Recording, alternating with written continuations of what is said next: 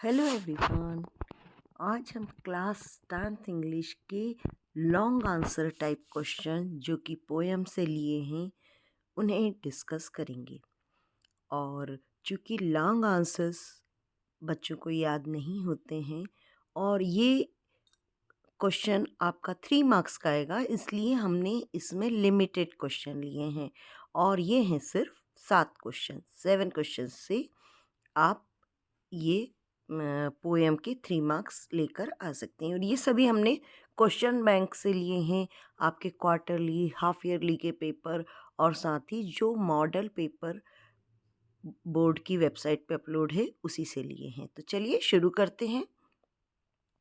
पहला क्वेश्चन है, what do the crow and the hemlock represent. Crow यानी कौवा और हेमलॉक ट्री एक ट्री का नाम है जो कि जहरीला होता है। ये क्या बताते हैं? तो इस पहले का आंसर का हम पहले देख लेते हैं कि क्रो और हेमलॉक ट्री क्या बताते हैं। क्रो और हेमलॉक ट्री सौरो बताते हैं। What does the dust of snow that the crow shakes of a hemlock tree stand for. अब ये जो डस्ट ऑफ स्नो है जो कौवा हेमलॉक ट्री पर से गिराता है, जो बर्फ के छोटे छोटे से कण गिराता है जिसे कि हम डस्ट ऑफ स्नो कहते हैं, ये क्या बताता है? तो ये बताता है जॉय एंड होप। ऐसा क्यों कहा गया है हमने? ऐसा कैसे समझ सकते हैं कि ये जॉय और होप बताता है? क्योंकि जैसे ही ये बर्फ़ के कण पोएट के ऊपर गिरते हैं तो उसका जो एकदम ख़राब मूड था वो अच्छा हो जाता है।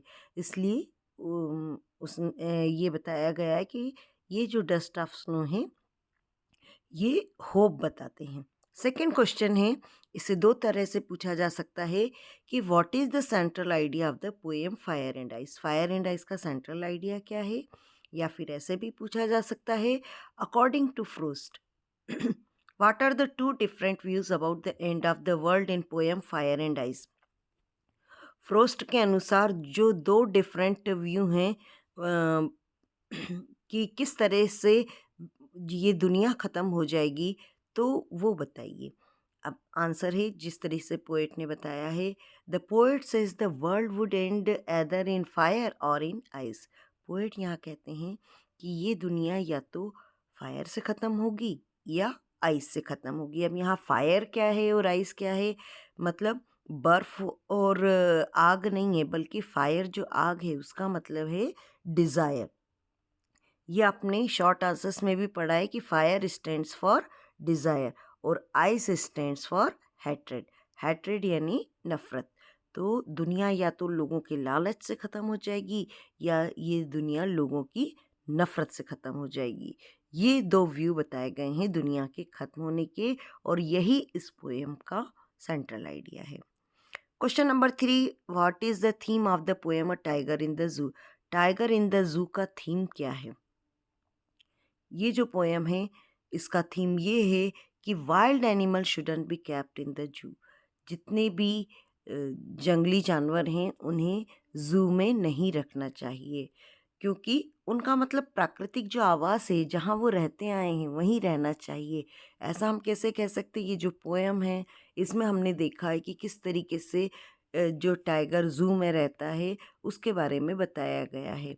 क्या बताया है? The poet explains the agony and helplessness of a tiger in the zoo. तो जिस तरीके से टाइगर ज़ू में रहकर अकेलापन, असहाय सा महसूस करता है, तो ये पता चलता है कि इनको ज़ू में नहीं रखना चाहिए। अगला है question number 4, what does the poet say the boy is learning from the loss of the ball. Poet क्या कहते हैं कि वो लॉस ऑफ बॉल से क्या सीखेगा बच्चा? अपने शब्दों में बताओ। तो आपको पता है कि जैसे ही बच्चा बॉल से खेलता है और उसकी बॉल सड़क से होते हुए पानी में चली जाती है, लेकिन पोएट ये कहते हैं कि मैं बच्चे से ये नहीं कहूँगा कि कोई बात नहीं, मैं तुम्हें दूसरी ला दूँगा। नहीं, क्यों? क्योंकि बच्चे को लॉस का मतलब समझ में आना चाहिए, उसको अपनी ज़िम्मेदारी समझ में आनी चाहिए।